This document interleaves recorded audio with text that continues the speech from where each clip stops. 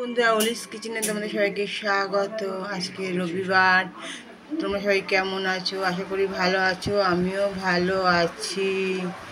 তোমাদের কি দুপুরের লাঞ্চ হয়ে গেছে? কমেন্টস করে জানিও। আমাদের একটু দেরি হলো লাঞ্চ করতে।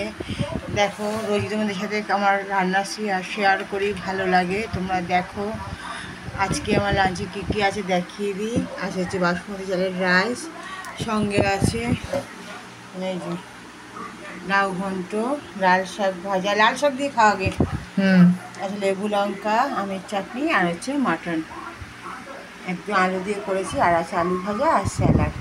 আজকের এই লাঞ্চ। গরম পড়ে গেছে, তোমরা সবাই সাবধানে থেকো আর সুষম আহার খেও। আমি মটন ঠিকই করেছি, কিন্তু অনেক দিন পরেই করলাম। আবার জানি না কবে করবো। মনে হচ্ছে মাসে একবার তো খাওয়াই যায়। গরম পড়েছে ঠিকই। এই যে এটা আমার মাটন, একদম গ্রেভি করে করেছি। ও আচ্ছা আচ্ছা, অভিনব হচ্ছে কলা পাতায় খাওয়া।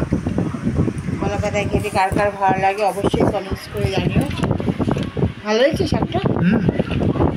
আমার তো খুব ভালো লাগে কলা পাতায় খেতে। আর আজকে মটন করলাম, বাসমতি রাইস আছে, তাই জন্যই কলা পাতা আনালাম। এতেই আজকে আমরা দুপুরে লাঞ্চ করছি। ওকে বন্ধুরা, তোমার সবাই সাবধানে থেকো, ভালো থেকো, সুস্থ থেকো। দেখা হবে নতুন একটি ব্লগে।